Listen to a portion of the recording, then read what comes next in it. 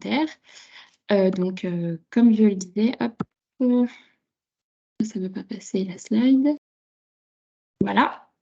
Je suis donc accompagnée aujourd'hui de ma collègue Manon Bertrand, qui est conseillère en développement durable à la CCI du 85, et donc de Gwenaëlle Tanfort, consultante spécialisée en réglementation HSE et qui va nous présenter donc les points clés à connaître et à comprendre. La présentation d'aujourd'hui durera 2 heures, elle se déroulera en 3 temps. Donc ma collègue Manon va rapidement vous présenter, après moi, le parcours d'accompagnement à la transition écologique proposé par les CCI Pays de la Loire aux entreprises. Et donc on laissera la parole à Gwenaëlle qui vous présentera en 2 parties l'actualité réglementaire, avec une première partie généraliste sur les différentes thématiques environnementales, l'eau, les déchets, tout ça, et une deuxième partie plus spécifique aux ICPE. N'hésitez pas à poser vos questions dans le chat, les micros sont coupés, c'est intentionnel, c'est pour éviter les petits bruits parasites. Mais on tentera de répondre du mieux qu'on peut aux questions que vous pourriez nous faire parvenir dans le chat. À l'issue de la première partie, il y aura une petite pause de 5 à 7 minutes. Durant cette interruption, on vous fera passer un petit questionnaire de satisfaction pour ceux qui souhaiteraient quitter à mi-parcours le webinaire.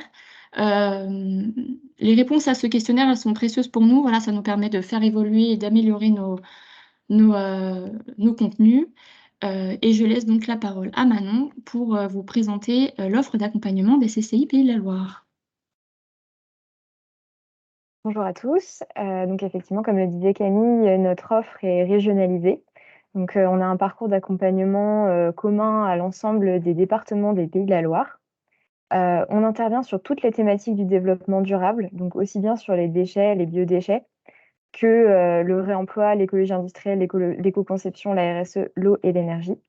On a plusieurs conseillers experts qui interviennent régionalement, notamment sur les sujets du réemploi, de l'éco-conception, de l'eau et de l'énergie. Donc n'hésitez pas également à vous rapprocher des différents conseillers des différents départements qui sont présents aujourd'hui pour ce webinaire. Il y a 4 niveaux d'accompagnement possibles, 4 parcours que vous pouvez suivre indépendamment les uns des autres. Un premier niveau qui est plutôt un niveau de découverte où c'est de la prise d'information, donc notamment à travers des webinaires tels que celui d'aujourd'hui. Sur le site internet, vous pouvez retrouver plusieurs autodiagnostics pour évaluer votre niveau de performance sur les différentes thématiques. Également retrouver tout un tas d'informations sur des fiches pratiques ou des ateliers qui peuvent avoir lieu. Ensuite, vous avez un parcours, l'étape suivante, c'est de faire du diagnostic individuel. Donc, les conseillers, on est à même de venir dans votre entreprise pour faire un état des lieux avec vous sur la thématique que vous souhaitez, à l'issue duquel vous aurez un plan d'action, des ressources, des solutions locales et des aides financières en termes d'information. Tous nos financements sont soutenus, enfin, nos accompagnements sont soutenus financièrement par l'ADEME, avec une prise en charge qui peut être totale ou partielle. Surtout le premier niveau de diagnostic individuel, les prises en charge sont souvent à 100% pris en charge par l'ADEME. Donc, n'hésitez pas à vous renseigner auprès de votre CCI local pour avoir plus d'informations. On a également une proposition au niveau de formation ou de matinée technique, surtout sur les sujets de l'éco-conception et des déchets. Et enfin, il y a des parcours d'accompagnement un petit peu plus conséquents, avec une durée dans le temps et des recherches, voilà, des accompagnements à la fois individuels et collectifs avec des conseillers experts. Donc là, Éco-Produire pour certains, vous en avez peut-être déjà entendu parler, ou Réflexe Réemploi. Voilà, donc je remercie aussi nos collègues qui sont présentes sur le webinaire. Vous retrouvez l'ensemble de leurs coordonnées à la fin, sur la slide de fin du webinaire. Donc Lorraine qui est présente pour la Mayenne, Michel pour la Loire-Atlantique, Angélique et Camille, bien sûr, qui sont là aujourd'hui, Christelle pour le Maine-et-Loire, et puis ma collègue, je salue également ma collègue Stéphanie de la Vendée.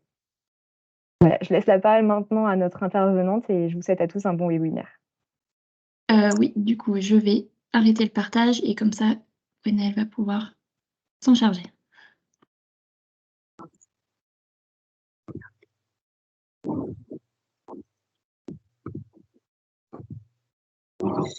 Donc, bonjour à tous. Donc, on est parti pour 2 heures pour faire un petit peu le tour de l'actualité réglementaire de l'année 2023. Donc, petite précision, en 2 heures, on ne peut pas tout voir, donc c'est pas exhaustif, hein. L'idée, c'est vraiment de vous faire un petit panorama des textes les plus importants. Donc, je vous propose de démarrer par le sujet déchets, économie circulaire. Donc, on va démarrer avec un rappel incontournable sur le sujet déchets, économie circulaire, qui est la loi AGEC. Donc, pour rappel, hein, cette loi de 2020, elle poursuit plusieurs objectifs qui sont de limiter la production de déchets et de préserver les ressources naturelles et le climat. La loi AGEC a notamment, parmi ses apports, prévoit de créer 11 nouvelles filières à responsabilité élargie du producteur et d'en élargir certaines, hein. Donc, pour rappel, la responsabilité élargie du producteur fait qu'un producteur de produits, dans le cadre du principe pollueur-payeur, va assumer, on va lui demander d'assumer, hein, la collecte, la valorisation des déchets qui vont être générés par ces produits. Donc, vous voyez les nouvelles filières, hein, en grisé qui étaient prévues de 2022 à 2025. Donc, on en a déjà certaines qui sont en place. Et 2023 marquait la création de la filière emballage de la restauration. Et on va aborder aussi la refonte, hein, de la filière pneumatique. 2 textes sont intervenus en mars 2023. Le premier sur la REP sur les pneumatiques. Donc, cette filière, elle existe à peu près depuis une vingtaine d'années. Donc, elle n'est pas nouvelle, mais elle avait un fonctionnement un peu, on va dire, spécifique par rapport aux autres filières, puisqu'on n'avait pas, on avait 2 organismes collectifs qui n'étaient pas des organismes agréés. Et on n'avait pas de cahier des charges non plus de la filière. Donc, vous m'entendez? Oui, Très c'était un bien. petit bruit parasite, je crois. D'accord, merci. Et on n'avait pas de cahier des charges associé à cette filière. Donc, l'idée avec ce nouveau décret, c'est de remettre la filière des déchets de pneumatiques sous le régime du droit commun. Donc, on a une première chose qui a été faite, c'est la mise en place, donc la refonte de la filière, avec la mise en place des éco-organismes. On a une extension aussi de cette filière des pneumatiques aux pneumatiques d'ensilage, hein, donc du milieu agricole. Et on a aussi la mise en place d'une obligation de reprise sans frais et sans obligation d'achat des pneumatiques usagés par les distributeurs de pneus, qui est entrée en vigueur au début de cette année.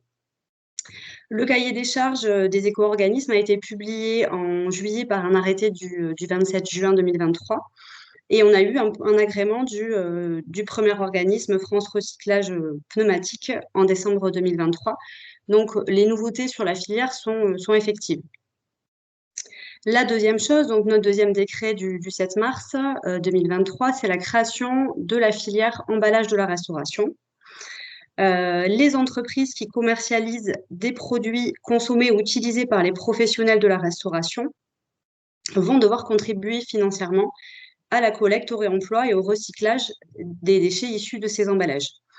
On a une définition de l'emballage de la restauration, donc ça concerne tout emballage de produits alimentaires consommés ou utilisés spécifiquement par les professionnels qui ont une activité de restauration. Ces professionnels, ce sont les personnes qui ont une activité professionnelle de restauration sur place ou emportée, y compris les débits de boissons, qu'elles soient en son activité principale ou non, et qu'elles soient en intérieur ou en extérieur. Donc, on peut faire le parallèle avec toutes les cantines, les cantines d'entreprise qui sont visées. Pour savoir si vous êtes concerné ou pas par cette filière, on a un arrêté du 20 juillet 2023 qui a fixé une liste d'emballages concernés. On est sur ce qu'on appelle une REP au format, c'est-à-dire que c'est le volume ou le poids de l'emballage qui va déterminer si on est dans la catégorie des emballages de la restauration ou si on tombe dans les emballages ménagers.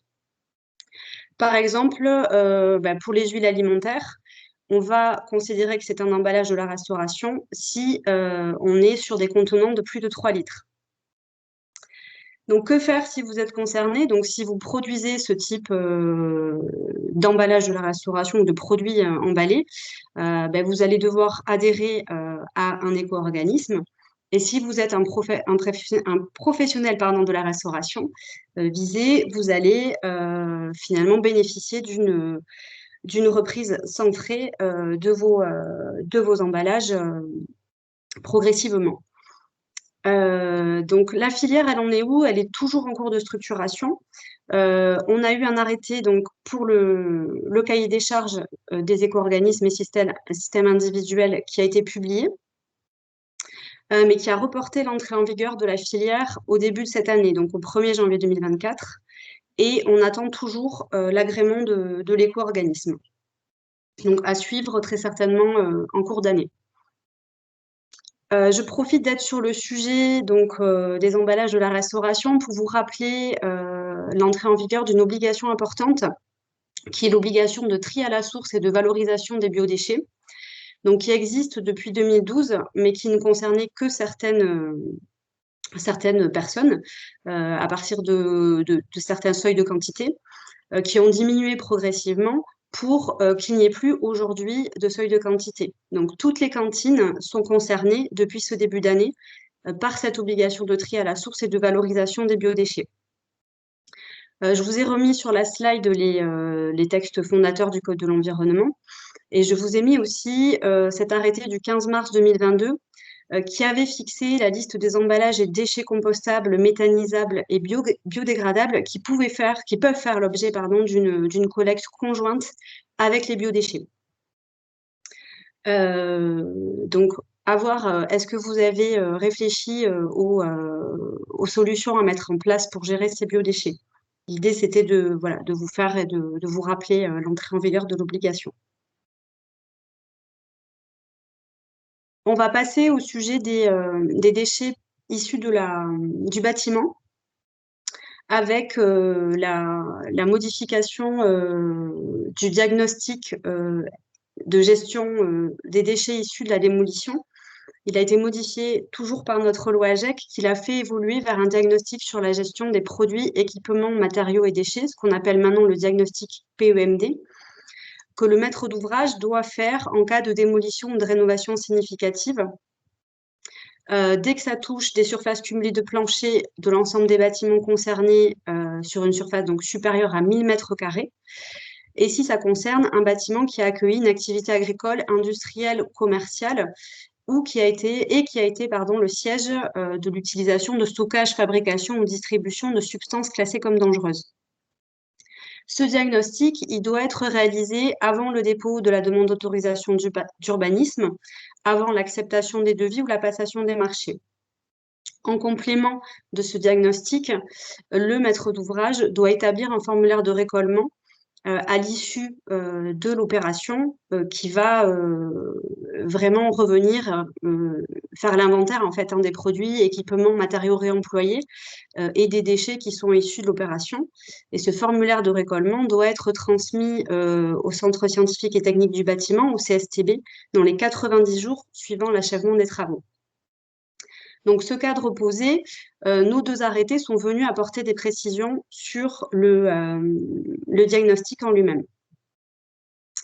Donc, on a précisé le champ d'application du diagnostic. Donc, pour la démolition, on va établir le diagnostic si au moins la moitié de la surface de plancher du bâtiment est concernée par la démolition. Et on a également des précisions sur la rénovation significative,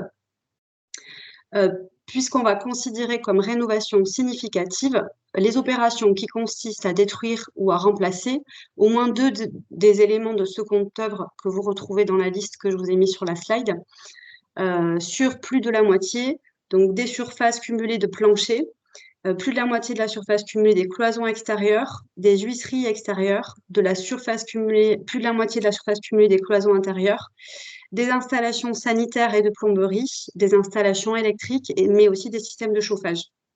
Donc, deux au moins de ces éléments de seconde œuvre. Sont précisées les modalités de transmission au CSTB du diagnostic.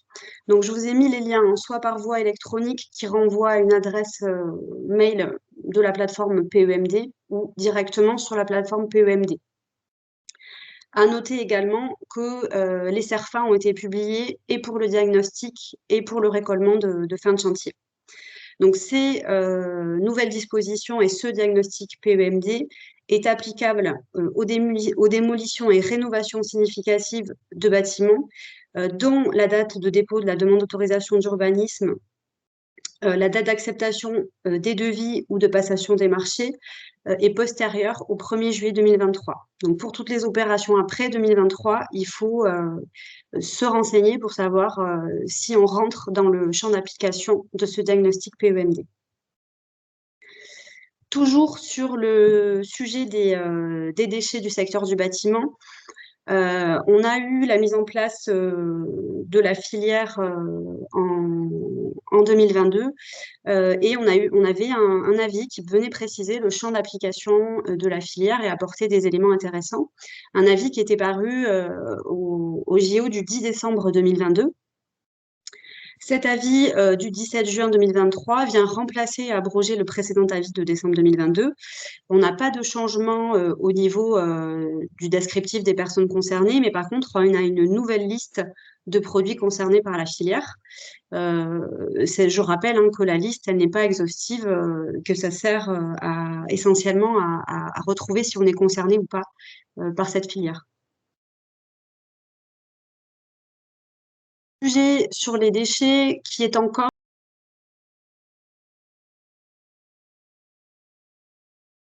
Gwenaëlle, votre micro est coupé.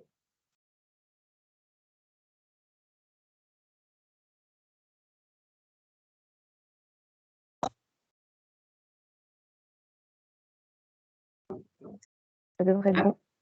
Je repars. Vous m'entendez? Oui. Donc, je reprends du début, du coup, sur cette slide, sur la partie substances dangereuses. Donc, je vous disais que c'est aussi une suite de la loi AGEC qui concerne l'obligation d'informer les consommateurs en cas de présence de concentration supérieure à 0,1% en rapport masse-masse de substances dangereuses dans les produits générateurs de déchets. On a eu un décret suite à cette disposition de la loi AGEC, on a eu un décret en octobre 2021 qui a indiqué les substances dangereuses qui étaient concernées par cette obligation d'information.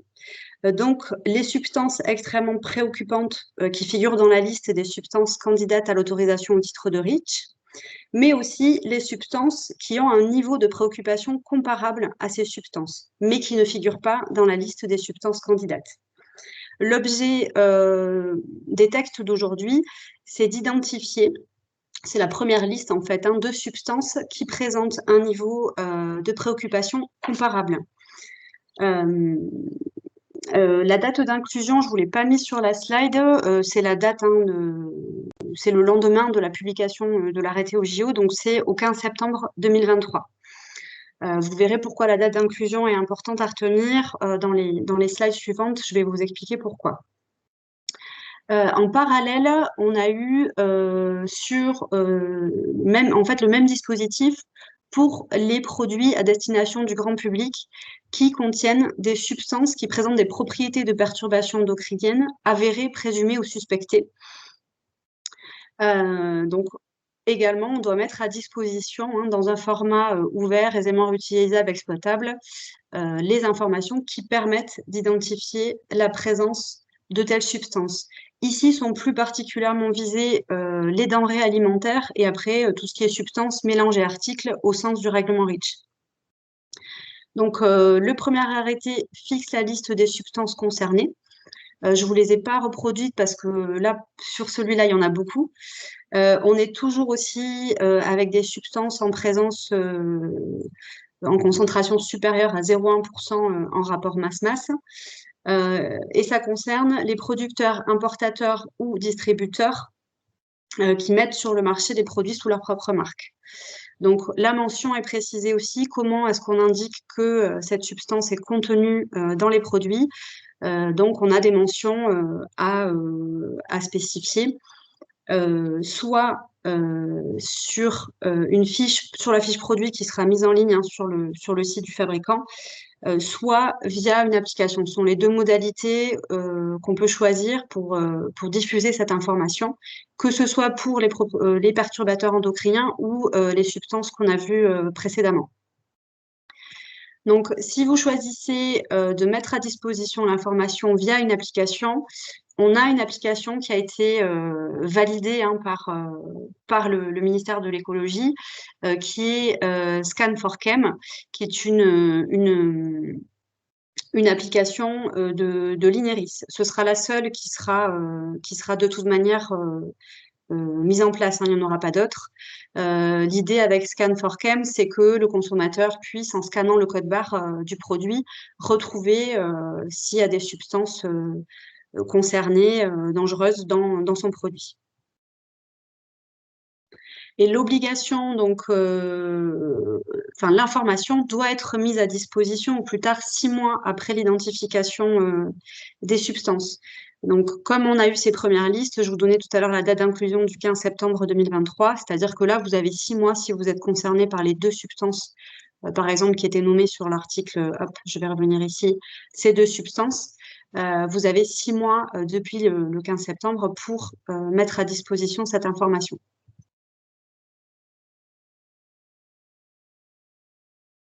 J'en profite pour vous faire un rappel sur l'obligation d'emballage réemployé à mettre sur le marché.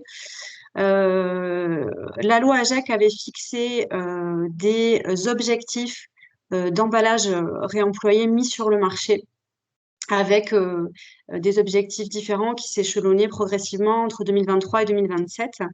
Et ça concernait tous les producteurs responsables de la mise sur le marché d'au moins 10 000 unités de produits emballés par an, ainsi que aux éco-organismes agréés. Donc, cette obligation, elle est entrée en vigueur en 2023 pour les entreprises qui ont un chiffre d'affaires supérieur à 50 millions d'euros, sachant qu'elle concernait tout producteur qui emballe ou fait emballer ces produits.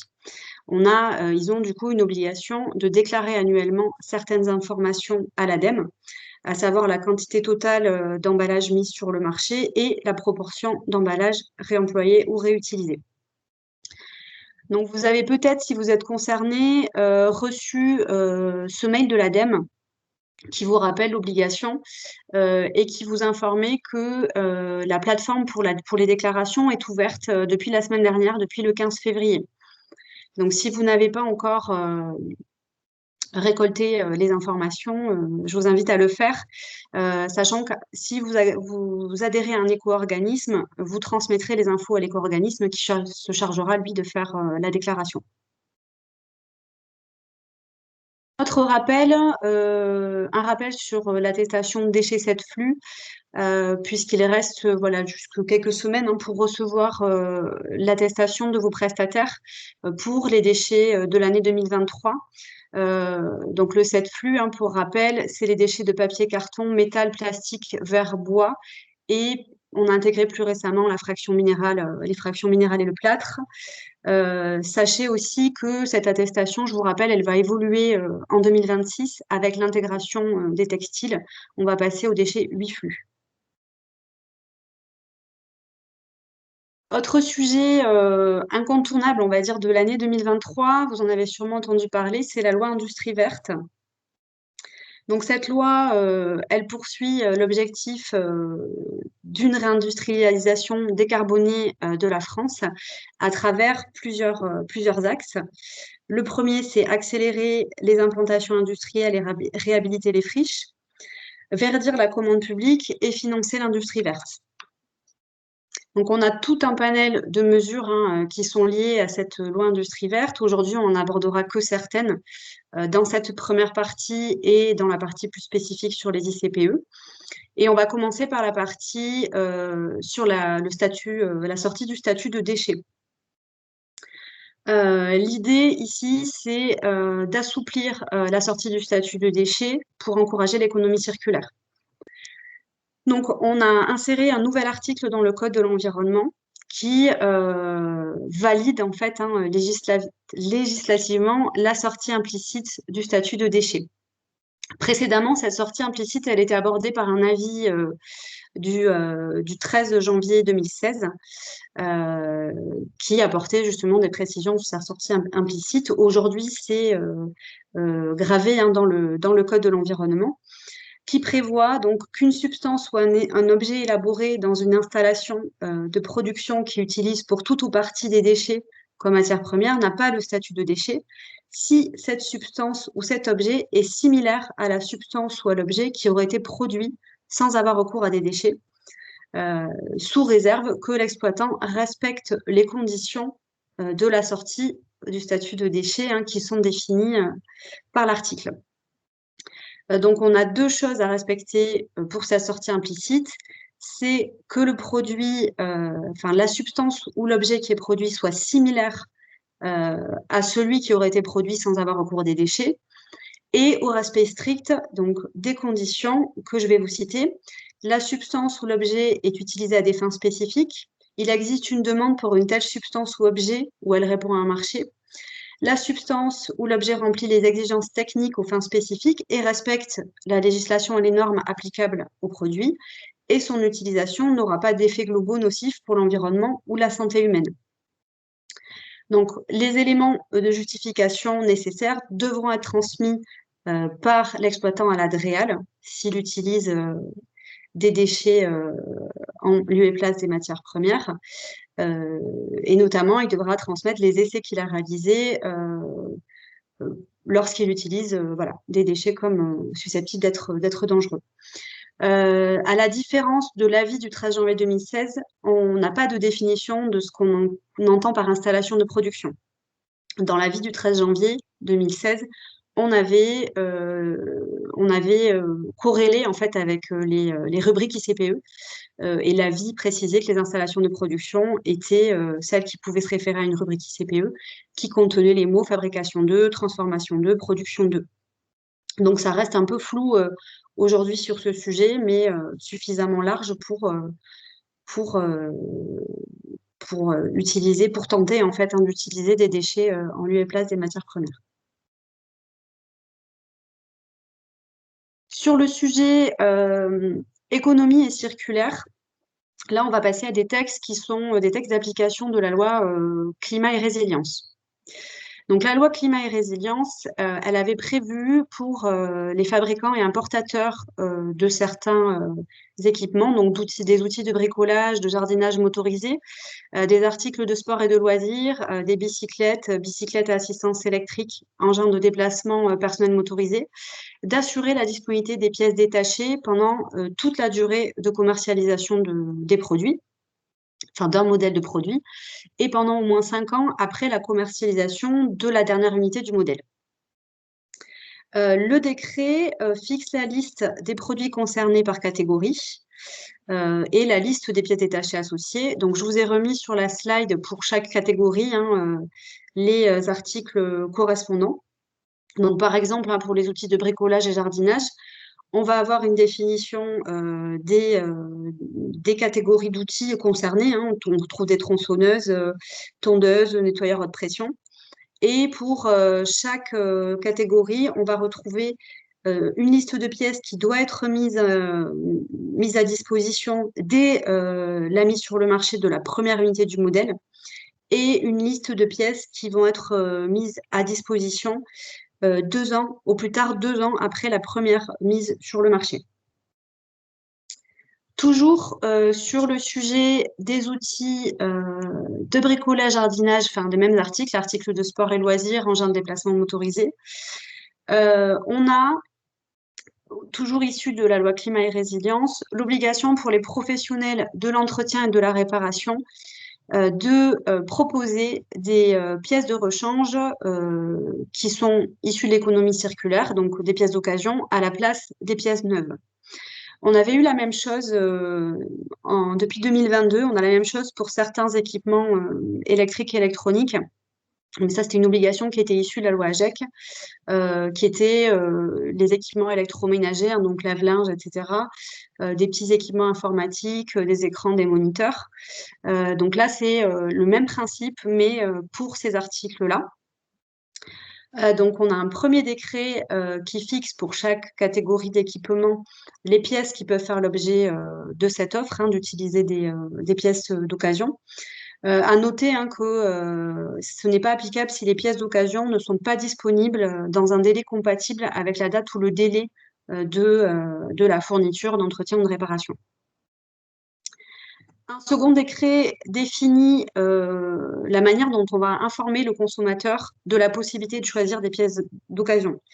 Le professionnel va devoir mettre en place à l'entrée du local où le public est reçu un affichage visible et lisible de l'extérieur qui l'informe de la possibilité d'opter pour l'utilisation de pièces d'occasion.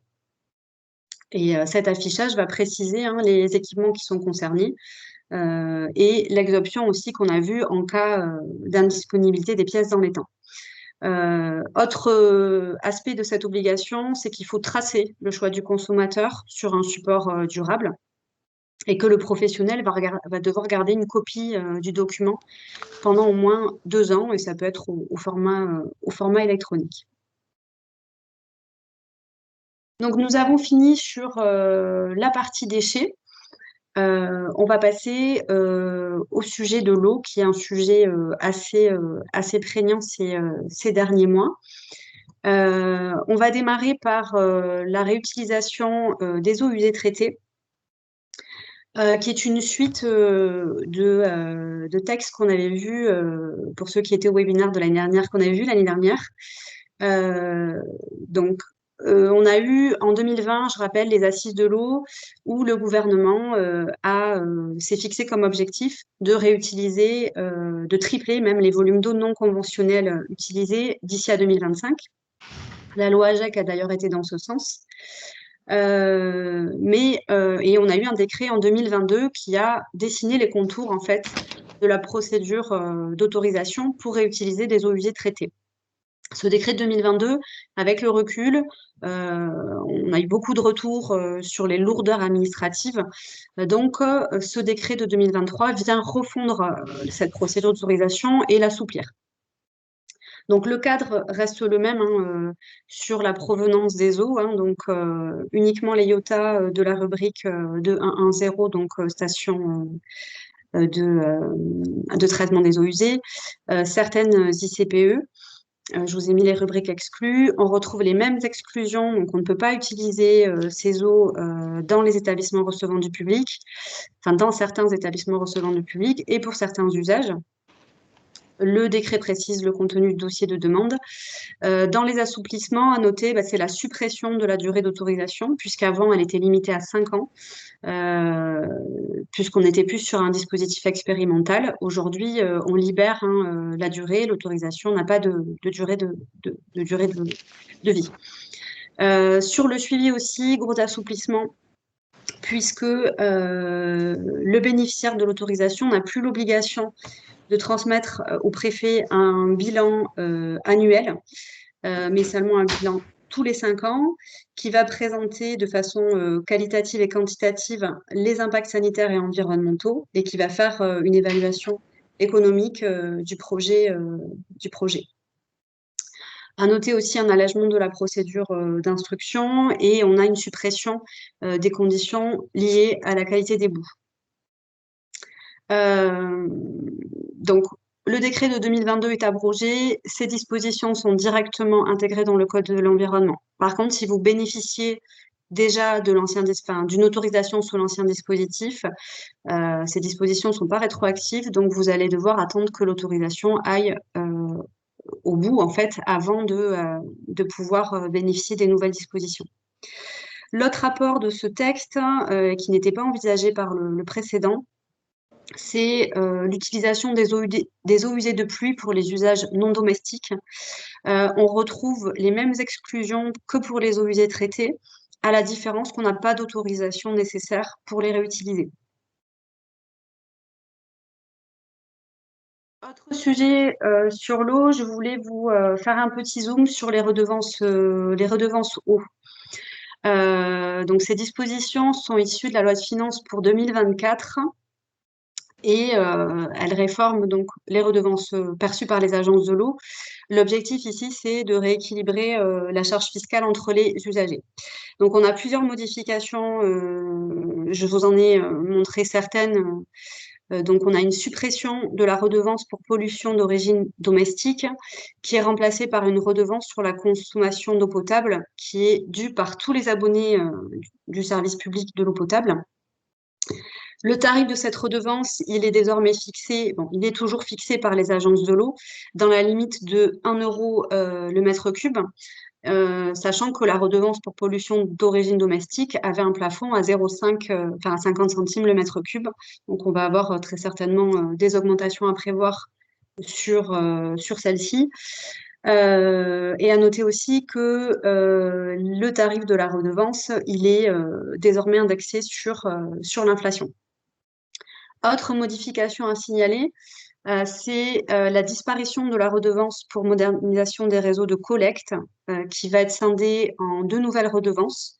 La redevance pour la performance des réseaux d'eau potable et la redevance pour la performance des systèmes d'assainissement collectif. Ces 2 redevances, elles seront dues par les collectivités et leurs établissements publics. Donc, à prévoir très certainement une répercussion aussi sur la facture d'eau. À signaler aussi, c'est la hausse des tarifs de la redevance pour prélèvement sur la ressource en eau, avec une nouveauté, c'est que précédemment, on avait uniquement un tarif plafond, puisque donc c'est l'agence de l'eau qui fixe librement son tarif, mais avant, donc c'était un plafond. Et là, maintenant, on a un tarif plancher. Je vous ai mis quand même, à titre d'information, pour que vous voyez l'évolution de tarifs, le plafond 2024 pour les composantes de la redevance et vous voyez bien donc où doivent se situer les minimums et les maximums. Ces modifications, elles seront en vigueur à partir du 1er janvier 2025. Donc vraisemblablement, il va falloir anticiper une augmentation de ces redevances. Sujet sur l'eau, donc la sécheresse, avec ici cette instruction du 16 mai 2023 qui publie le guide circulaire de mise en œuvre des mesures de restriction des usages de l'eau en période de sécheresse. Donc, on avait déjà un guide qui datait de 2021 et donc il a fait l'objet d'une mise à jour en 2023. Ce guide, il donne en fait les orientations à respecter par les arrêtés préfectoraux pour les mesures de restriction en fonction des niveaux de gravité. Donc, on a 4, pour rappel, on a 4 niveaux de gravité en période de sécheresse. On a un niveau vigilance, un niveau d'alerte, un niveau d'alerte renforcée et un niveau de crise.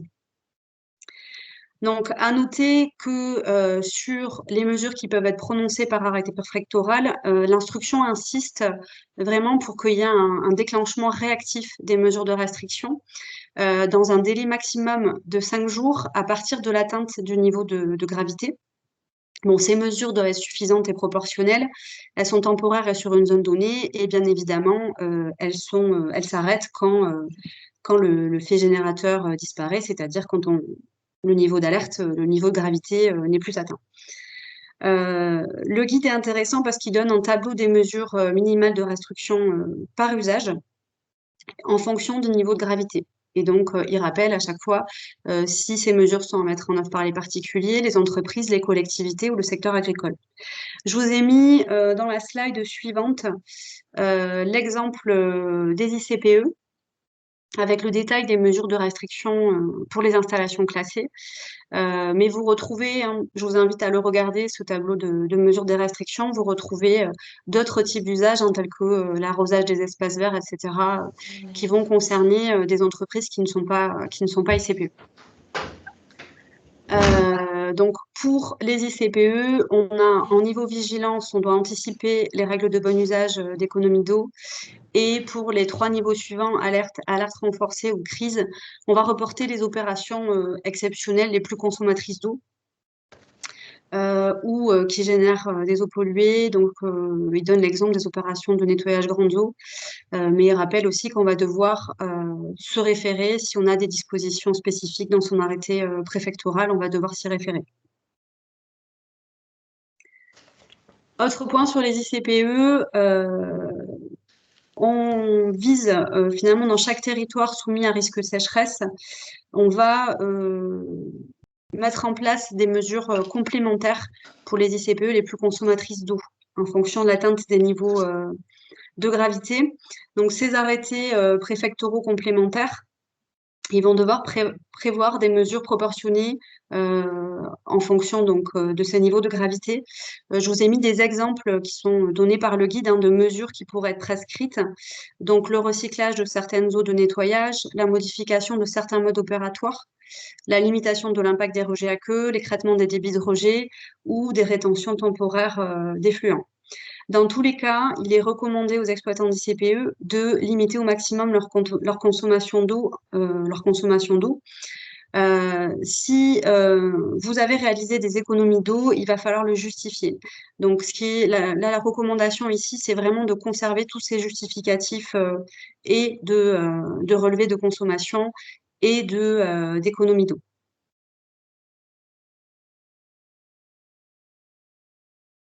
Je vous ai mis sur la slide suivante le lien, vous le retrouvez sur le petit logo Vigio de ce site qui vous permet de voir en fait l'état de la sécheresse dans votre région. Donc j'avais regardé il y a quelques jours sur la région Pays de la Loire, vous étiez pas du tout en alerte puisque bon aujourd'hui on voit que c'est essentiellement le sud-est qui est concerné. Mais je vous invite à aller regarder, voilà, si vous voulez avoir plus d'informations éventuellement pendant la période estivale.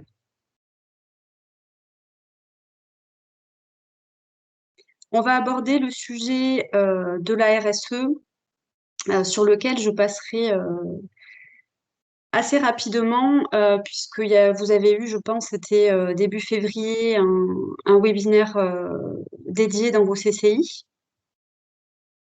Ça fait d'ailleurs un webinaire que vous pouvez retrouver en replay sur la chaîne YouTube des CCI Pays de la Loire, si vous souhaitez le revoir. Donc avec la publication d'une ordonnance et d'un décret en fin d'année, qui ont transposé la directive CSRD du 14 décembre 2022. C'est une directive qui a renforcé les obligations issues de la précédente directive de 2014, qui elle-même avait conduit à la déclaration de performance extra-financière des entreprises en France. Donc les nouveautés, c'est que Exit, la déclaration de performance extra-financière, on passe sur un rapport de durabilité. Ce rapport de durabilité, il va faire, c'est une section à part entière du rapport de gestion des entreprises et il va concerner un plus grand panel d'entreprises que précédemment. Il a aussi des informations plus détaillées sur tout ce qui est enjeux sociaux, environnementaux et de gouvernance. Comme précédemment, les informations sont certifiées par un commissaire aux comptes ou un organisme tiers indépendant. On a une entrée en vigueur progressive pour le premier reporting. Pour les grandes entreprises qui sont déjà soumises à la DPEF, ce sera au 1er janvier 2025.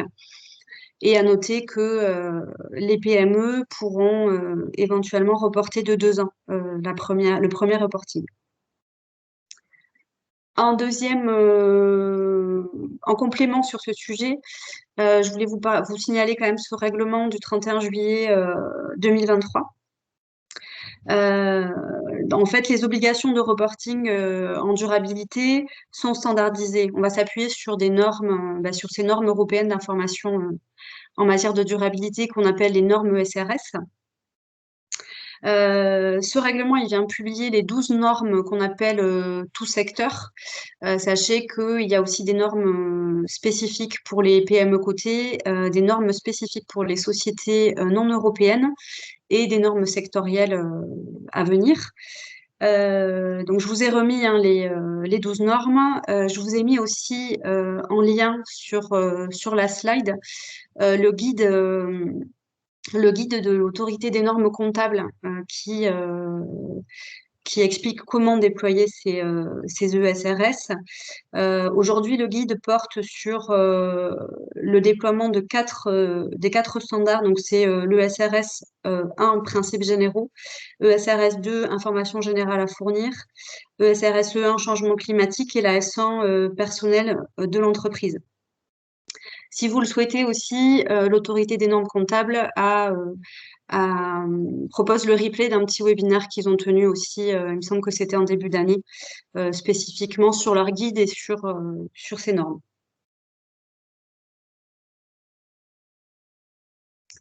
On va passer à l'air.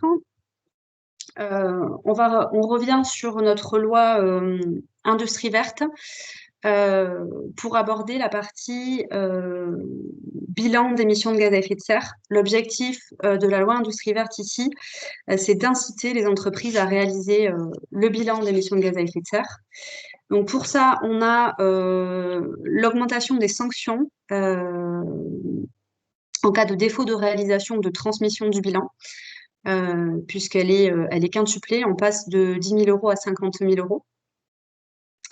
Les aides publiques à la transition écologique et énergétique sont conditionnées à la publication d'un bilan simplifié des émissions de gaz à effet de serre pour les entreprises entre 50 et 500 salariés.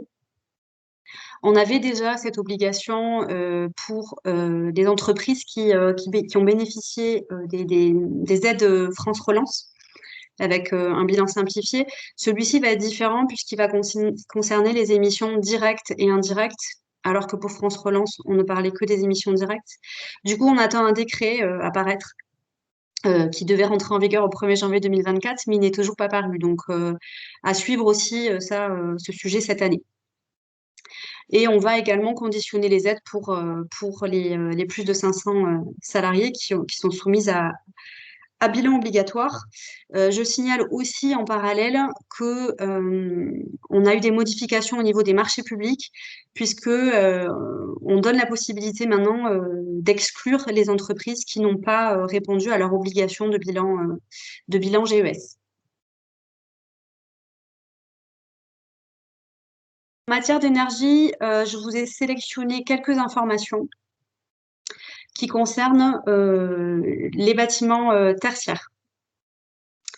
Donc, je voulais revenir avec vous sur ce qu'on appelle le décret BAX, qui est un décret de 2020, qui a mis en place l'obligation pour les bâtiments tertiaires neufs ou existants, qui ont un système de chauffage ou de climatisation de puissance supérieure à 290 kW, d'être équipés d'un système d'automatisation et de contrôle. C'est ce qu'on appelle BAX, c'est l'acronyme anglais. Donc, c'est des systèmes de logiciels, produits ou services qui vont permettre le bon fonctionnement technique du bâtiment sur le plan économique et énergétique. On a donc l'objectif de ces systèmes, c'est de suivre, d'enregistrer et d'analyser les données de consommation énergétique, d'ajuster en temps réel la consommation des systèmes techniques en fonction des besoins et de détecter, d'alerter en cas de dysfonctionnement pour éviter des surconsommations. C'est une obligation qui incombe aux propriétaires des systèmes de chauffage ou de climatisation des bâtiments. La grande nouveauté avec ce décret d'avril 2023, c'est qu'on abaisse le seuil de l'obligation à 70 kW. Donc, cette obligation, elle va concerner, pour les 70 kW, les bâtiments neufs dont le permis de construire est déposé à partir du 8 avril 2024. Et les bâtiments existants à partir du 1er janvier 2027. Donc, pour les bâtiments existants, ce sera applicable par contre avant le 1er janvier 2027 si vous renouvelez le système de chauffage ou le système de climatisation. Donc, il existait déjà un dispositif de dérogation à cette obligation si on produisait une étude qui démontrait l'absence de retour sur investissement sur une durée de moins de 6 ans. On a une extension aussi ici de la durée puisque le retour sur investissement doit être étudié sur une durée de moins de 10 ans. L'arrêté du 7 avril donne les modalités de calcul du temps de retour sur investissement. L'autre nouveauté, c'est la mise en place d'une inspection périodique des BACS qui va être faite tous les 5 ans. On va conserver le rapport d'inspection pendant 10 ans. Et si vous avez déjà mis en place des BACS, la première inspection sera réalisée au plus tard le 1er janvier 2025.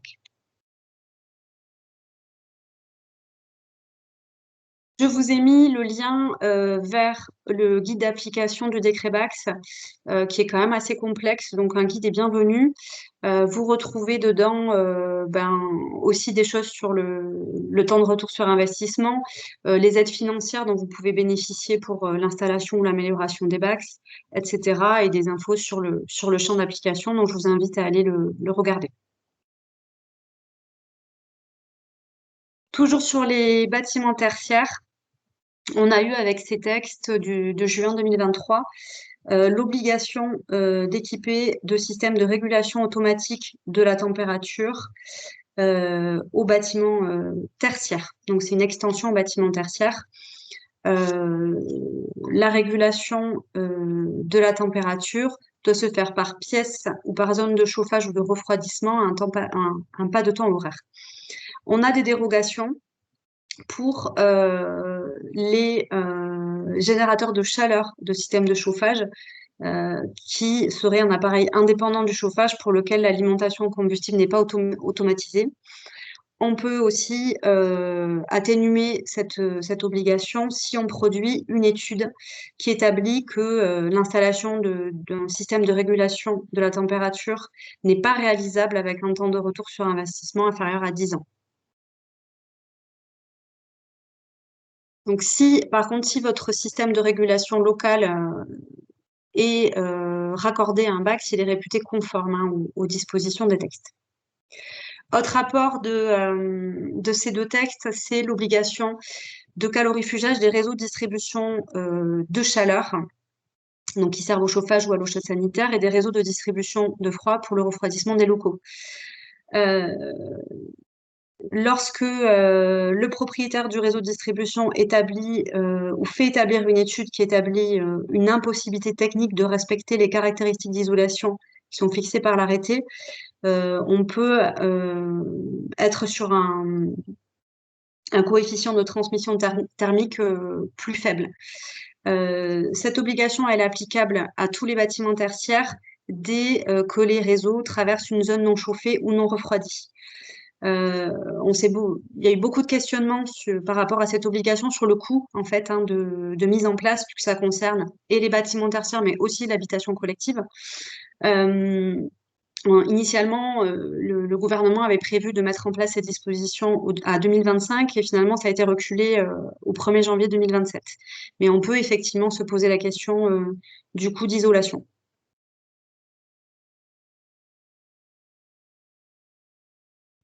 Autre point sur l'énergie, les textes, la modification de l'audit énergétique.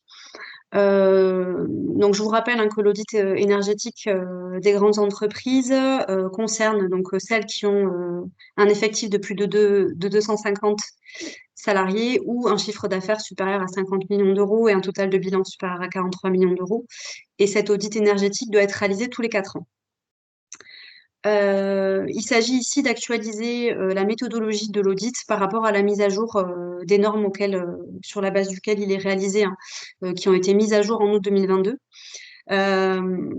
Parmi les nouveautés, on a l'introduction de l'échantillonnage pour les procédés industriels. L'échantillonnage n'était possible précédemment que pour les bâtiments. Donc, c'est désormais possible pour les procédés industriels. Dans ce cas, on va prendre en compte les usages qui représentent plus de 10% des consommations énergétiques pour chaque site, avec un minimum de 3 usages à retenir, sachant que la part de consommation associée aux usages non pris en compte doit être justifiée. Et on a également des compléments au niveau du rapport d'audit qui, en plus des actions d'économie d'énergie, va préconiser des actions de recours aux énergies renouvelables. Donc ça, c'est en vigueur depuis le début de l'année. Je profite de ce texte pour vous signaler des modifications à venir sur l'audit énergétique, puisque en 2023, on a eu la parution de la directive sur l'efficacité énergétique, donc la nouvelle directive du 14 septembre 2023, qui va modifier, qui va apporter forcément, impliquer des modifications au niveau de l'audit énergétique, puisqu'elle rend obligatoire la mise en place d'un système de management de l'énergie à partir d'un seuil de consommation énergétique qui est fixé à 85 terajoules par an, ça fait à peu près 24 gigawattheures par an. Donc ça, ce serait à horizon 2027. Et également l'obligation de réaliser un audit énergétique à partir d'une consommation de 10 terajoules par an, ce qui représente à peu près 2,8 gigawattheures par an. Si on n'a pas mis en place de système de management de l'énergie, ça, ce serait applicable à l'horizon 2026, sachant qu'on parle de consommation énergétique, c'est toutes énergies confondues. Donc des modifications à venir certainement en 2025, puisque le délai de transposition par les États membres est prévu au 11 octobre 2025. Je vous ai mis, pour finir, le lien vers une nouvelle plateforme qui s'appelle Mission de transition écologique, qui permet en fait d'orienter les entreprises vers les aides et dispositifs en matière de transition écologique et transition énergétique. C'est encore une version bêta, mais ça peut vous permettre déjà de savoir de quels accompagnements ou financements vous pouvez bénéficier par rapport au projet, par rapport aux enjeux que vous avez aujourd'hui. Je vous ai mis également, pour finir, le lien vers le communiqué du ministère de l'écologie qui fait un rappel de ce qui est entré en vigueur au début de l'année. Bon, on l'a vu, par exemple, le tri, la généralisation du tri à la source des biodéchets. On a aussi l'intégration des huiles usagées dans le track déchets, en lieu et place des précédents bons d'enlèvement. Et on a aussi un rappel des obligations ICPE post-Lubrizol qui est rentré en vigueur ce début d'année. Voilà pour cette première partie. Merci beaucoup, Gwenaëlle. On avait quelques questions. Est-ce qu'on prend le temps d'y répondre rapidement, en sachant que j'ai répondu déjà à certaines qui étaient plutôt faciles, auxquelles il était plutôt facile de répondre. On a avec nous une entreprise qui fabrique par exemple des compléments alimentaires et qui se demande quelles solutions sont possibles pour elle, puisque les prestataires ne veulent pas récupérer les déchets issus de leur production parce qu'ils font amalgame avec des produits pharmaceutiques et que certains de leurs produits peuvent contenir de la silice, en tant que biodéchets, j'entends. Très C'est un bonne peu question. technique, oui. Les leviers, là comme ça, il faudrait un peu plus d'informations sur vraiment la composition des déchets en fait, Mm. Ok. pour voir quelles sont les voies faisables, mais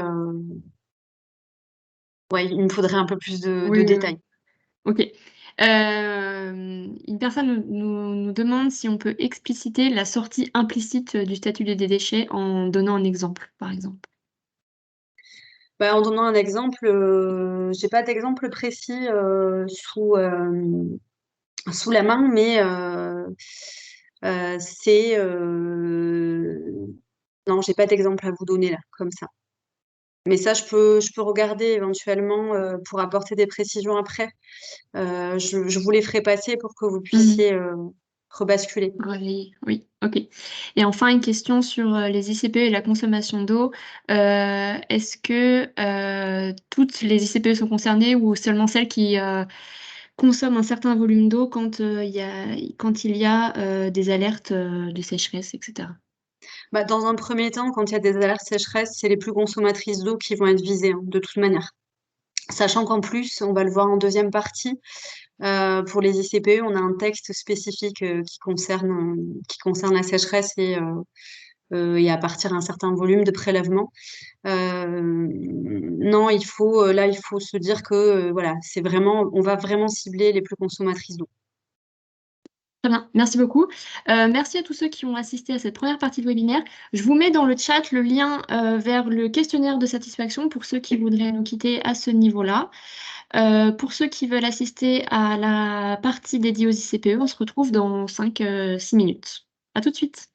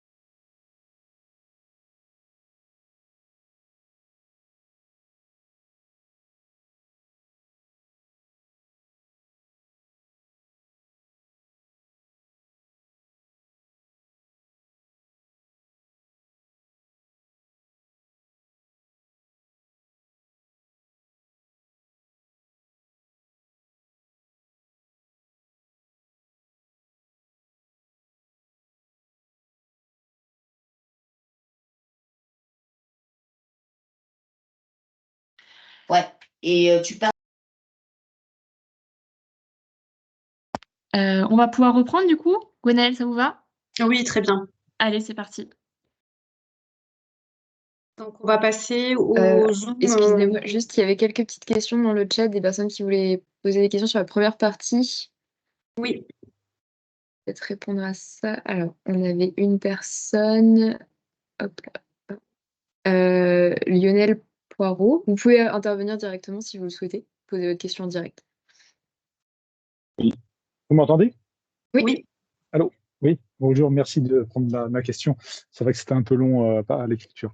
Je suis restaurateur. Je suis membre d'un collectif de restaurateurs et d'entreprises de métiers de bouche, enfin de commerçants de métiers de bouche, qui sommes regroupés en petits collectifs pour tester des solutions de collecte et de traitement de biodéchets via un organisme éco-responsable.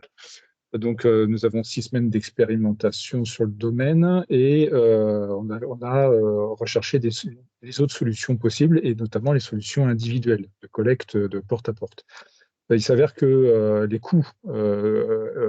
coûts en fait, de traitement de nos déchets vont exploser en fait, avec ce changement et ce tri à la source. Et la solution collective reste pour nous la moins onéreuse. Or, dans notre Comcom, la décision a été prise de différencier le traitement des biodéchets des particuliers, des professionnels, les professionnels devant trouver leur propre solution. Seulement, on est soumis à la contrainte d'être, si on veut continuer l'expérimentation, ou en tout cas pérenniser le dispositif collectif, on a besoin d'un emplacement sur le domaine public, parce qu'on n'est pas en mesure d'avoir quelque chose en emplacement sur le domaine privé. Or, la Comcom est en train de nous indiquer elle va nous refuser l'accès, en tout cas l'emplacement de points de collecte collectifs sur le domaine public. C'est pour nous difficile, parce que dans les métiers de bouche, comme beaucoup de secteurs, on est contraint sur les inflations, et donc c'est une charge supplémentaire qui va s'aggrager. Et on regarde quelles sont les solutions, et peut-être la CCI ou autres peuvent nous aider, soit dans la constitution de dossiers d'aide, soit dans les discussions avec la Comcom, soit voilà, je ne sais pas par quel biais, mais voilà, on est assez préoccupé par cette situation et la contrainte que l'on a. Ouais. Du coup, monsieur, je me permets de vous demander sur quel territoire vous êtes? Je suis sur le territoire de Valette, la Comcom Sèvres-et-Loire, à côté de Nantes. D'accord. Du coup, c'est quel département, pardon? C'est 44. D'accord. Bon, bah alors, on va faire en sorte que le conseiller de ce département-là revienne vers vous et puis comme ça, on pourra, enfin, elle pourra voir ce qu'elle peut faire pour vous. C'est Michel, c'est notre collègue Michel qui reviendra vers vous parce que c'est vrai que là, ça sort un peu du cadre. Mais on entend votre préoccupation. Merci beaucoup. Merci beaucoup.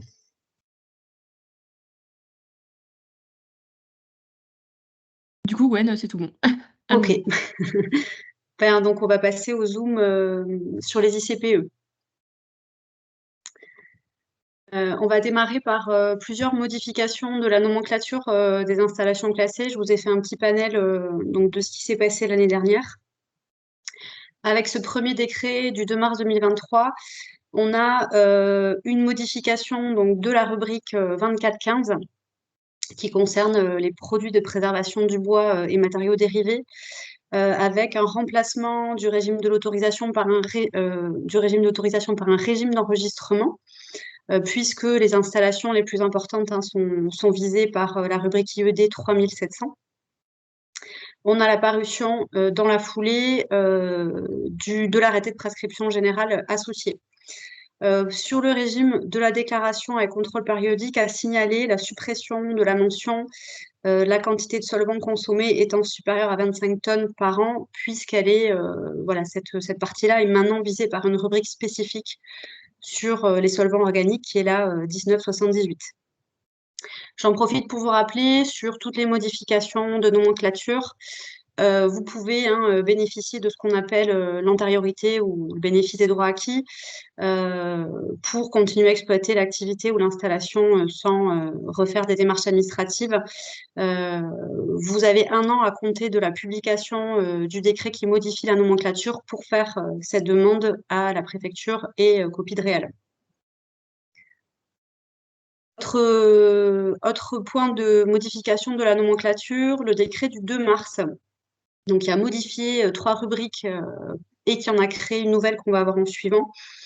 Donc, modification des rubriques 27-31 donc sur les sous-produits animaux et 27-91 sur le traitement de déchets non dangereux. Ici, c'est une petite modification de l'intitulé pour exclure donc, la nouvelle rubrique 27-83 qu'on va voir après. Et on a également une modification de la rubrique 29-71 sur les installations de production d'énergie à partir de déchets non dangereux sous forme de CSR, de combustible solide de récupération. Ici, on intègre la production de gaz à partir de CSR. En fait, c'est une suite de la loi climat et résilience qui avait étendu le champ d'application, le champ de la valorisation énergétique réalisée à partir de CSR à la production de gaz. Donc, la nouvelle rubrique créée, c'est la 2783, comme je vous le disais, qui concerne le déconditionnement de biodéchets qui ont fait l'objet d'un tri à la source.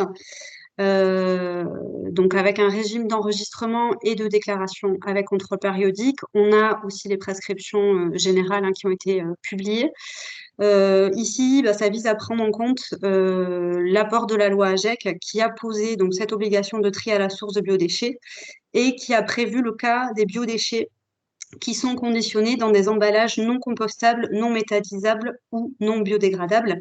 Et donc, ces biodéchets doivent faire l'objet d'un déconditionnement pour permettre une valorisation de qualité. Donc, à la base, on avait le choix de l'intégrer directement dans la 2791, mais ils ont décidé de créer une rubrique spécifique. Autre modification de nomenclature qui est intervenue en octobre, qui porte sur les 2 rubriques suivantes, donc la 2251 pour le vin et la 2630 pour les détergents et savons. Pour la 2251, on a la suppression du régime de l'autorisation qui est visée par une rubrique IED aussi, la 3642. Ce qui fait qu'on a abrogé aussi l'arrêté de prescription autorisation sous la 2251. Et sur la 2630, on a remplacé le régime d'autorisation par un régime d'enregistrement, avec donc publication aussi des prescriptions générales associées. À signaler aussi 2 modifications de formulaire CERFA. Le premier, c'est sur la demande d'évaluation environnementale au cas par cas. L'idée sur cette modification-là, c'est de prendre en compte un décret de 2022 qui a inséré ce qu'on appelait la clause filet Cette clause filée, elle permet de soumettre à évaluation environnementale au cas par cas des projets qui se situent en dessous des seuils qui sont fixés par la liste du Code de l'environnement. Donc le formulaire est modifié pour prendre en compte ce cas. Et on a également la modification, la mise à jour du CERFA sur la demande d'autorisation environnementale. Vous retrouvez les liens directement sur les CERFA sur les slides. Je vous ai donné le lien vers le site entreprendre servicepublic.fr dans lequel vous pouvez retrouver tous les un peu le panel de la réglementation ICPE et aussi des informations sur les différents régimes avec les liens vers les plateformes dématérialisées. Toujours sur la partie procédure, je voulais vous faire un zoom sur cette instruction de septembre 2023 sur la diffusion d'informations potentiellement sensibles par rapport aux actes de malveillance dans les ICPE. Donc ça fait suite à certains événements qui ont touché, qui ont visé des établissements industriels en 2015. On avait eu une première instruction de 2017 qui avait précisé les informations sensibles aussi dans le cadre de ce contexte de malveillance. La nouveauté, c'est que précédemment étaient essentiellement visés les établissements Céveso. Cette instruction, elle indique aussi, enfin, elle étend en fait ces informations aussi soumises à simple autorisation, à enregistrement ou à déclaration qui présenteraient une activité particulièrement sensible. Donc, on retrouve dans cette instruction 3 listes dans les annexes, 3 annexes.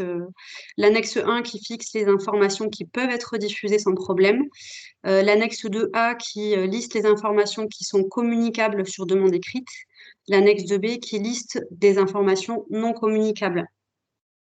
Donc, ce ne sont pas des listes exhaustives, mais plutôt qui sont diffusées à titre d'exemple.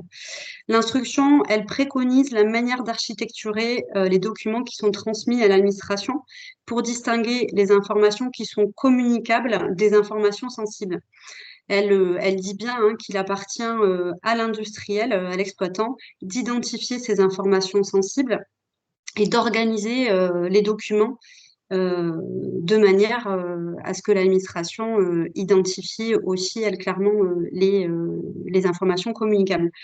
Par exemple, pour le dépôt d'un dossier devant l'administration, des demandes d'autorisation environnementale, de réexamen d'études de danger, l'instruction recommande à l'exploitant de fournir 2 dossiers, 2 versions du dossier, donc une version qui est destinée au service instructeur et une version qui est communicable dans laquelle on aura enlevé les informations sensibles.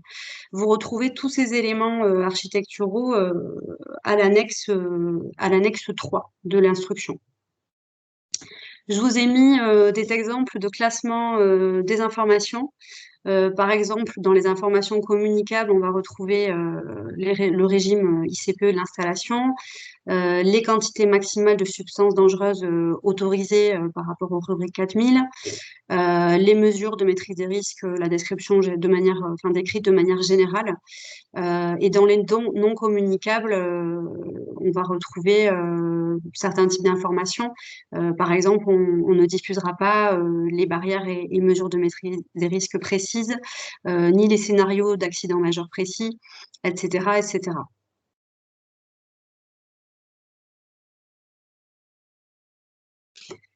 J'en profite aussi pour vous rappeler les premières échéances de déclaration pour les installations de combustion moyenne.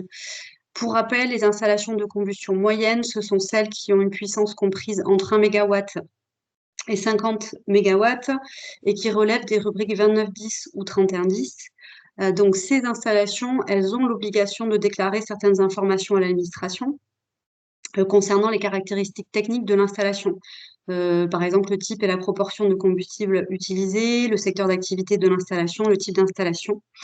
Donc, la première échéance de déclaration pour les installations de puissance thermique nominale supérieur à 5 MW était fixé au 31 décembre 2023. Et je vous rappelle que pour les plus petites, donc dont la puissance est comprise entre 1 et 5 MW, elle devra se faire au 31 décembre 2028. Je vous ai mis donc en lien sur la slide directement le lien vers le site Démarches simplifiées sur lequel vous pouvez faire vos déclarations. Sur la partie ICPE, un des textes majeurs concerne, vous en avez tous certainement entendu parler ces dernières semaines, puisque c'est un sujet d'actualité récurrent, qui concerne ce qu'on appelle les PFAS. Donc, dans les rejets à queue des ICPE qui relèvent du régime de l'autorisation. Donc, les PFAS, je vous rappelle que ce sont ce qu'on appelle des polluants éternels qui sont utilisés dans des domaines industriels et des produits de consommation courants, tels que les textiles, les emballages alimentaires, les mousses anti-incendie, les revêtements anti-adhésifs, les cosmétiques, mais aussi les produits phytosanitaires. Ça représente à peu près 4000 composés chimiques qui sont répartis au sein de deux familles, ce qu'on appelle les PFOA et les PFOS. En janvier 2023, on a eu un plan d'action national sur les PFAS qui prévoit plusieurs mesures sur la période 2023-2027 et qui vise à mettre en place des actions de réduction à la source chez les principaux émetteurs et qui va s'insérer dans plus globalement ce qui se passe au niveau européen, puisqu'il y a eu pas mal de mouvements aussi sur les PFAS au niveau européen, avec notamment la directive eau potable en 2020 qui a intégré certains PFAS. On a eu un règlement aussi du 7 décembre 2022 qui a fixé des teneurs maximales dans certaines denrées alimentaires. Et plus récemment, en février 2023, on a eu une proposition de l'Agence européenne des produits chimiques qui a été soutenue par plusieurs États membres, dont la France, qui prévoit une interdiction totale de certains PFAS. Et il y a eu aussi une consultation publique qui s'en est suivie. Ce plan d'action, il comporte un axe dédié à la réduction des émissions des industriels émetteurs de façon significative et qui prévoit d'imposer aux sites relevant de secteurs d'activité qui sont forts émetteurs de PFAS de mener une analyse sur la présence des PFAS dans leurs rejets. Donc, c'est l'objet de l'arrêté qui nous intéresse aujourd'hui. Donc, cet arrêté, il concerne les rejets à queue des ICPE à autorisation, donc au titre de plusieurs rubriques, je vous les ai remises sur la slide. On a plusieurs secteurs d'activité qui sont concernés. Le secteur des textiles, cuir et peau, les polymères, les déchets, le raffinage, certains pans de la chimie, les papetiers, et une rubrique 4000 sur le fluor, la 4713. Peuvent être concernées aussi d'autres installations ICPE autorisation qui ne relèvent pas de ces rubriques, mais qui ont utilisé, produit, traité ou rejeté des PFAS ou qui les utilisent, produisent, traitent et rejettent encore. Donc, selon le ministère de l'écologie, il y aurait à peu près 5000 établissements qui seraient concernés au niveau national. La première obligation liée à ce texte, c'est de lister les PFAS utilisés, produits, traités ou rejetés actuellement ou par le passé. Donc cette liste, elle devait être établie avant le 28 septembre 2023. L'idée ici, c'est d'avoir un inventaire de substances par installation qui va permettre de comparer entre les composés listés et les composés qu'on retrouve effectivement dans les analyses. Donc pour établir cette liste, on pouvait recourir aux fiches de données de sécurité, au FDS, ou interroger aussi les fournisseurs sur la présence de PFAS. Donc ça, c'était la première étape. La deuxième étape, c'est de réaliser une campagne d'identification et d'analyse des substances PFAS sur 3 mois consécutifs, donc 3 campagnes mensuelles sur chaque point de rejet à queue. Je vous ai remis, donc on avait un échéancier d'application en fonction des rubriques qui est avec une échéance de réalisation de la première campagne. Les installations non visées par une rubrique, mais qui produisent ou rejettent des PFAS, l'échéance de la première campagne intervient au 28 mars 2024.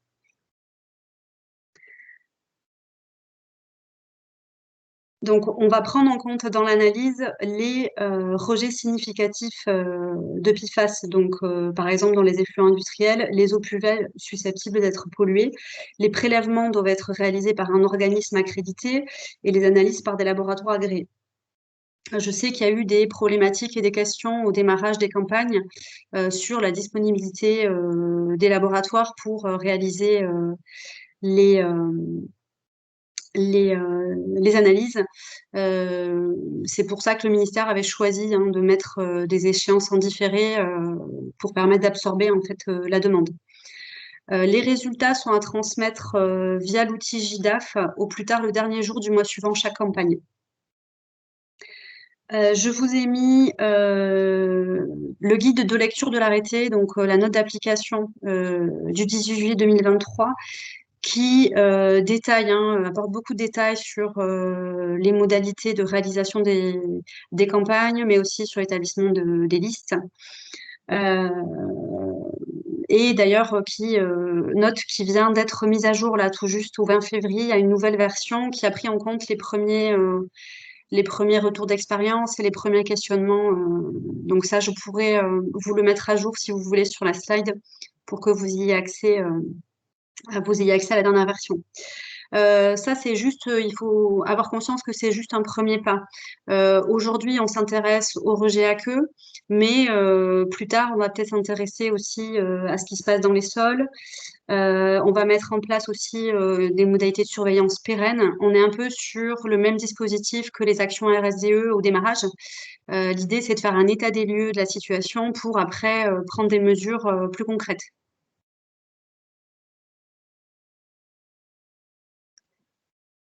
Autre sujet spécifique au traitement de surface cette fois-ci, puisqu'on a eu une modification des arrêtés de traitement de surface, donc de l'arrêté du 30 juin 2006 pour les installations autorisées sous la rubrique 3260 et de l'arrêté du 9 avril 2019 par rapport à l'enregistrement sous les rubriques 2564 et 2565.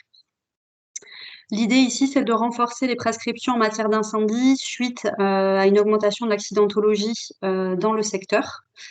Je vous ai listé certaines nouveautés. Donc, on a d'une part les équipements à risque de défaillance électrique, au moins donc le tableau général basse tension et les armoires de puissance liées à la chauffe des bains et au traitement électrolytique, qui doivent être installés dans des locaux isolés de l'atelier de traitement. Le chauffage par résistance électrique des cuves doit être asservi à un détecteur de niveau qui va arrêter le chauffage en cas de niveau insuffisant de liquide dans la cuve. Le bon fonctionnement de cet asservissement doit être testé au moins une fois par semaine et consigné dans un registre. Le contrôle annuel des installations électriques doit désormais inclure une détection de points chauds par thermographie infrarouge. On a également la mise en place d'une détection automatique incendie. Alors, dans les locaux où sont stockés ou employés des liquides inflammables à mention de danger H224, H225 ou H226, et dans les locaux abritant l'installation de traitement de surface. Cette détection comprend au moins une sonde qui permet de détecter une élévation anormale de la température des vapeurs circulant dans chaque système d'aspiration. Et la détection actionne une alarme incendie et le déclenchement de l'alarme entraîne l'arrêt automatique des systèmes susceptibles de propager l'incendie, donc système d'aspiration des vapeurs des bains ou chauffage des bains. Autre point à signaler, c'est qu'on remplace la consommation spécifique par le rejet spécifique et comme précédemment, ce rejet, il est à calculer une fois par an. Toutes ces nouvelles dispositions sont applicables aux installations existantes à partir du 1er juillet 2024. Sur la partie risque incendie, je vous ai proposé un petit zoom sur les installations déchets. Là, je vous ai mis un extrait du bilan de l'action de l'inspection des installations classées sur 2022, dont on va discuter tout à l'heure, qui révèle un nombre d'accidents conséquents et qui a fait une analyse et qui a relevé que le secteur le plus accidentogène en 2022, c'était le secteur des déchets. Les incendies sont sortis majoritaires sur ces accidents, donc on a décidé de renforcer les prescriptions sur la prévention du risque incendie, ce qui a donné lieu à la modification de plusieurs arrêtés spécifiques à certaines rubriques que je vous ai mis sur la slide.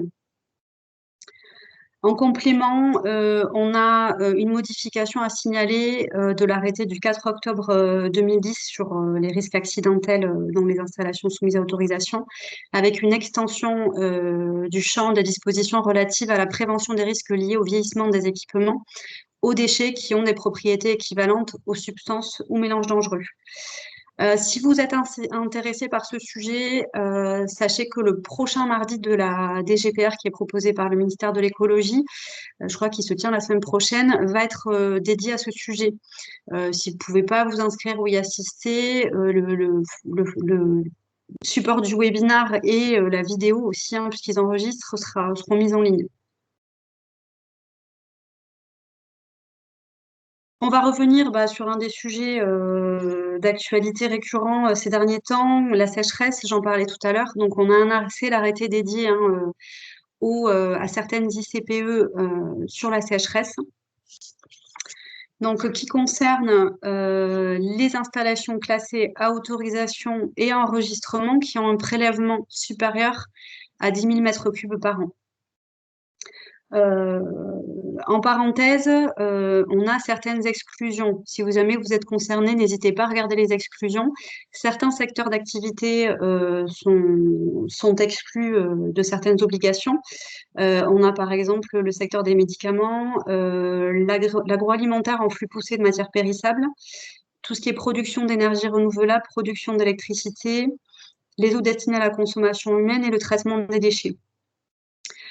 Également exclus du dispositif, les exploitants des établissements qui ont réduit leur prélèvement d'eau d'au moins 20% depuis le 1er janvier 2018, et ceux aussi qui utilisent au moins 20% d'eau réutilisée par rapport à leur prélèvement d'eau. Et ne sont pas concernés non plus les exploitants des établissements nouvellement autorisés ou enregistrés depuis le 1er janvier 2023.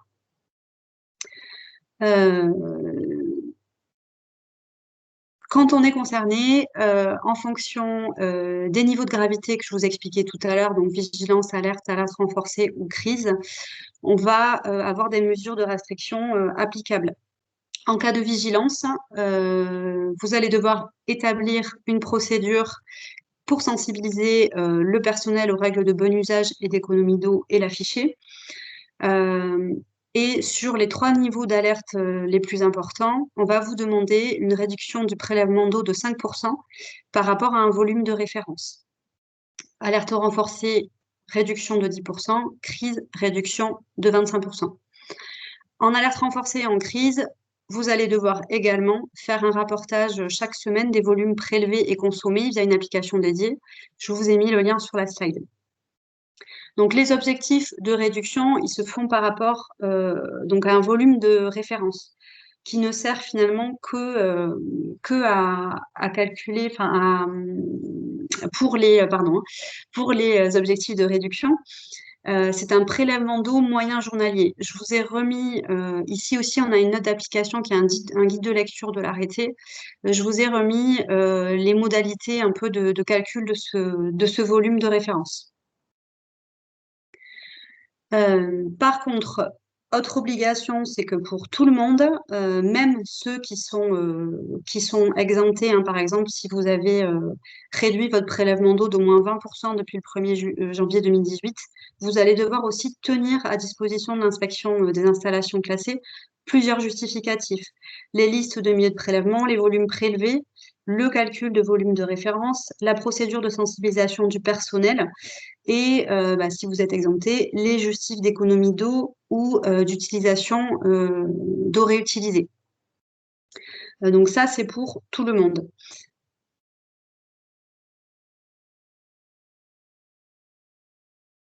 Je vais revenir un peu pêle-mêle, je vous ai mis une slide un peu pêle-mêle sur la loi industrie verte et les mesures qui concernent plus précisément les ICPE.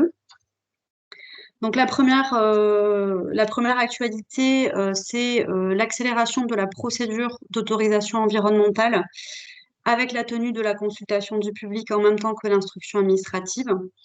Au niveau des garanties financières de mise en sécurité, sont seuls concernés les Céveso seuil haut, les sites de stockage géologique de dioxyde de carbone, les carrières et les installations de stockage de déchets. Ça veut dire que toutes les installations classées qui étaient soumises à autorisation et enregistrement, qui étaient listées dans l'arrêté du 31 mai 2012, n'ont plus d'obligation de mettre en place ces garanties financières. Au niveau des cessations d'activité, on a quelques assouplissements aussi, notamment sur la remise en état, puisque désormais, à défaut d'accord entre l'exploitant, le propriétaire, le maire ou l'établissement public de coopération intercommunale, l'usage qui sera retenu pour déterminer l'état dans lequel le site devra être remis est un usage comparable à celui des installations exploitées. Au niveau des sanctions, à signaler aussi une augmentation des sanctions administratives, c'est-à-dire que maintenant le préfet peut, dans un seul et même acte, prévoir et une mise en demeure et une amende administrative qui peut aller jusqu'à 45 000 €, et que le montant de l'astreinte journalière a été aussi augmenté. On passe de 1 500 € à 4 500 €.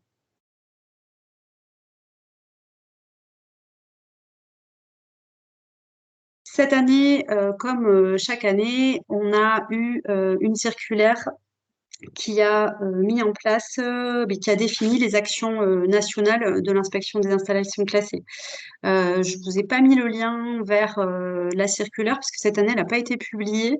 Par contre, si ça vous intéresse, je pourrais vous la faire passer via la CCI. En 2024, à noter, c'est d'abord l'annonce d'un renfort de 100 inspecteurs sur tout le territoire pour réduire les délais d'instruction des dossiers, mais aussi renforcer la présence sur le terrain. Donc, parmi les actions prioritaires pour 2024, on a sans surprise une action sur qui est liée à la sécheresse, sur la sobriété hydrique, qui va être ciblée sur 50 sites industriels au niveau national dans des zones en tension. J'ai pas trouvé la liste exhaustive, mais il me semble qu'il y a une entreprise dans votre région Pays de la Loire. Donc, je passe rapidement sur cette action. Et on a aussi une action de fond sur toutes les ICPE qui va aboutir à la diffusion d'outils méthodologiques complémentaires pour gérer justement les situations de sécheresse. Autre action prioritaire sans surprise, c'est l'action sur les PFAS. L'idée, c'est d'aller vérifier que les prescriptions de l'arrêté ont bien été respectées, que les résultats des analyses ont bien été pris en compte, que les listes ont bien été établies. Et ça peut aussi conduire à des visites sur site de l'inspection des installations classées. Sur la partie rejet atmosphérique, cette année, l'action est ciblée sur les composés organiques volatiles. L'idée, c'est d'aller vérifier les réductions des émissions diffuses et canalisées de COV et le contrôle des valeurs limites d'émissions, notamment via les plans de gestion des solvants. Parmi les orientations thématiques, on notera une action de contrôle sur les installations qui mettent en œuvre des ammonitrates, avec des inspections qui vont viser principalement les installations de stockage soumises à déclaration ou susceptibles de relever de la déclaration. On a également la poursuite des actions post-Lubrizol. Cette année, elles vont porter sur les ICPE enregistrements non inclus dans un site soumis à autorisation, qui ont une activité de stockage de liquide inflammable en récipient mobile. L'idée ici, c'est de vérifier et contrôler la bonne mise en œuvre des premières échéances de l'arrêté du 22 septembre 2021. Et deuxième pan, c'est sur les conditions de stockage et de mise en œuvre des produits chimiques des établissements industriels soumis à autorisation. On va vérifier la conformité des dispositifs de rétention en cas d'épandage accidentel, ainsi que les dispositifs de confinement des eaux d'extinction en cas d'incendie. Ici, on vise spécifiquement les installations distributrices, utilisatrices ou productrices de produits chimiques. Enfin, dernière action sur les orientations thématiques, ce sont les sites illégaux de gestion des déchets d'équipements électriques et électroniques. C'est une action coup de poing. Je vous ai remis sur la slide suivante, comme les autres années, hein, les actions régionales au choix. C'est-à-dire que chaque région, chaque DREAL va pouvoir choisir une action dans la liste A, dans la liste B, dans la liste C ou dans la liste D, ou dans les 5 listes, au moins une action. Donc, on retrouve sans surprise hein, une action sur l'arrêté sécheresse. Là, l'idée, c'est de vérifier les prescriptions, le respect des prescriptions des arrêtés de l'arrêté ministériel. Une action sur les shunts et bypass des équipements ayant une fonction de sécurité dans les établissements Céveso. Cette action, elle fait suite à un flash info du BARPI qui a été diffusé en novembre et qui fait un retour d'expérience sur l'accidentologie, justement sur ces shunts et bypass. À signaler aussi dans la liste C la prévention des pertes de granulés de plastique. Je vous rappelle ici, je voulais vous rappeler qu'on a eu un décret en 2021 qui vise donc les granulés de plastique qui ont une dimension de plus de 0,01 mm et de moins de 1 cm. Donc c'est avec des obligations qui sont rentrées en vigueur en 2022. Et qui concerne les sites de production, de manipulation et de transport de granulés de plastique industriels. Donc ces sites, ils doivent être dotés d'équipements qui préviennent le rejet canalisé dans l'environnement de granulés et avoir des dispositifs de confinement et de récupération en cas de déversement accidentel. Donc la partie équipement et dispositifs de confinement est rentrée en vigueur l'année dernière, au 1er janvier 2023. On a aussi l'obligation de rédiger des procédures pour prévenir la dispersion de granulés, hein, l'identification des zones, la vérification régulière des emballages, la formation, la sensibilisation du personnel, etc. Et ces procédures font l'objet d'un audit tous les 3 ans par un organisme accrédité. Donc l'idée de cette action, c'est pour les DREAL d'aller vérifier la bonne application des obligations. Dans cette partie C, on va retrouver aussi ce qu'on a vu aujourd'hui hein, sur l'obligation de tri des déchets de la restauration, mais aussi sur l'obligation de n'utiliser que de la vaisselle réemployable. Enfin, on retrouve dans la partie D une action aussi sur les fluides frigorigènes qui doit prévenir les trafics illicites, mais aussi la bonne intégration des fluides, du suivi des fluides dans le track déchets. Sur les certi-biocides, on a une activité qui sera ciblée sur la désinfection, la dératisation et la désinsectisation, pardon. Et on retrouve dans la liste E des dispositions qui sont plus à visée agricole, agroalimentaire. Enfin, je vous en ai parlé tout à l'heure, est paru cette année le bilan de l'inspection des installations classées pour l'année 2022 et qui dresse aussi un petit peu les priorités 2023. Donc, on retrouve hein, des chiffres clés et un peu le bilan des actions qui devaient être mises en œuvre en 2022. Et on retrouve aussi une analyse un petit peu, comme je vous ai dit tout à l'heure, de l'accidentologie. Je vous ai mis un petit zoom sur les chiffres clés de 2022. On a eu plus de 22 000 inspections, ce qui représente une hausse par rapport à 2018. Plus de 3 000 mises en demeure pour les sites, donc plus de 30% par rapport à 2018. Et on a eu plus de 600 sanctions administratives, dont je vous ai mis un petit peu le détail, et on constatera quand même 70 fermetures administratives. Donc, on a fini pour cette partie ICPE. Merci Gwenaëlle. Il y avait 2 questions, on prend le temps d'y répondre rapidement. Oui. Ok. Alors, il y avait une question par rapport à la sécheresse. Est-ce que la note d'application contient un exemple de procédure à afficher pour sensibiliser le personnel ou y a-t-il un modèle dispo ailleurs? Je pense pas qu'il y ait de modèle disponible, mais ça, je peux regarder. Ok. Et enfin, pour l'inspection, quelles sont les actions régionales choisies pour les Pays de la Loire? Et ça, je ne sais pas. Ça, je suis pas sûre que... Je sais pas si l'Adréal a C'est pas déjà eu établi... encore? Ouais. Ouais. Et je suis pas sûre que ce soit accessible, en fait, aussi. D'accord. Ah, ok, d'accord. À Mais charge ça, de je peux vérification. essayer de voir, mais j'ai pas trouvé grand-chose, moi, sur l'Adréal Pays de la Loire. Je sais que l'année dernière, j'avais retrouvé un peu le bilan de l'activité de l'année précédente. Là, je l'ai pas trouvé cette année non plus. Donc, je sais pas s'ils auront diffusé quelque chose. Je peux essayer de voir, mais sans garantie. Ok, très bien. Eh bien, merci beaucoup pour toutes ces explications. C'était très éclairant, très intéressant. Je veux bien que vous mettiez la dernière slide, comme ça va permettre de Oui. conclure sur, voilà, sur le fait que si vous avez des questions, nous sommes vos contacts privilégiés. N'hésitez pas donc à faire appel à Manon, Michel, Lorraine, Christelle ou moi-même, en fonction du département sur lequel vous vous trouvez. Nous vous enverrons le support de présentation dans les jours qui suivent là. Et je me permets de vous remettre également dans le chat le lien vers l'enquête de satisfaction que vous pourrez dès à présent remplir. Merci beaucoup, à bientôt et une très bonne journée à tous. Au revoir. Merci, bonne journée. Au revoir, merci. Merci.